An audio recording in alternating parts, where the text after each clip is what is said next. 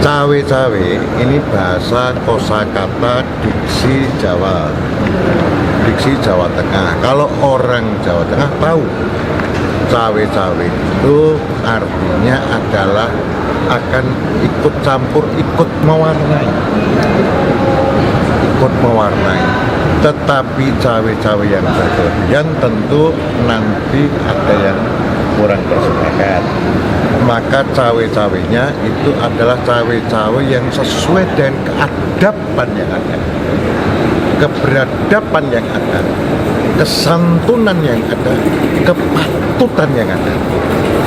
Itu loh, itu adalah kode yang bagus bagi yang lain. Bapak Presiden terbuka bahwa dia akan ikut campur nanti. Tetapi ikut campur tentu clear ikut campurnya di bidang apa, gitu.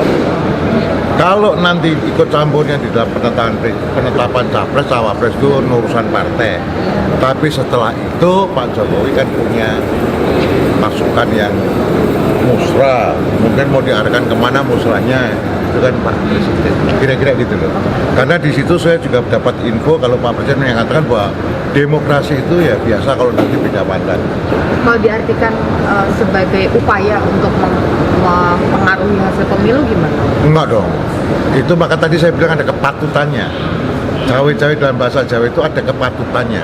Enggak boleh cawe-cawe itu kemudian mengintervensi, itu nggak boleh. Berarti meyakini bahwa Pak Jokowi tidak akan mengintervensi. Oh, pasti enggak. Tapi Pak Jokowi mengandalkan beberapa calon yang anggap sebagai intervensi. Sangat mungkin sesuai dengan aturan yang ada.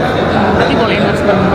Nah, itu kan Pak Prim, kita kan menerjemahkan keinginan kalimat Pak Jokowi, bukan membolehkan dan tidak membolehkan, gitu.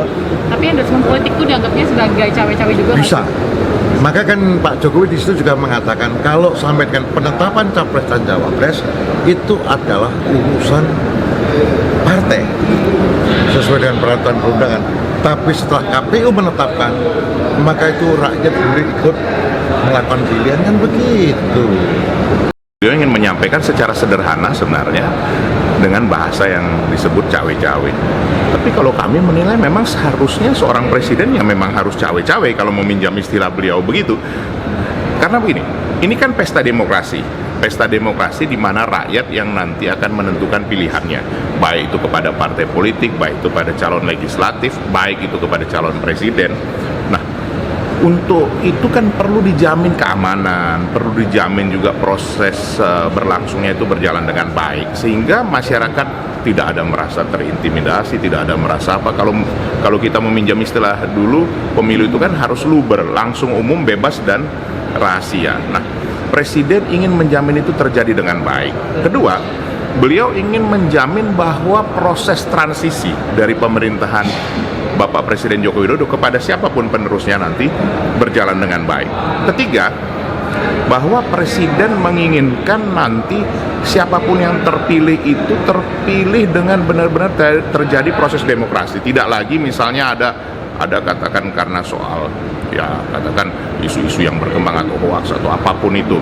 Nah, tapi bahwa presiden nanti yang terpilih atau partai atau calon legislatif yang terpilih itu adalah benar-benar memang kehendak rakyat. Beliau ingin menjamin itu. Kami menilai 3 hal itulah yang sebenarnya disampaikan beliau secara terperinci kemarin dengan pertemuan dengan para penggiat sosial media untuk menjamin bahwa terjadinya pelaksanaan demokrasi ini berjalan dengan baik, seturut dengan aturan yang ada. Seperti itu, Mbak.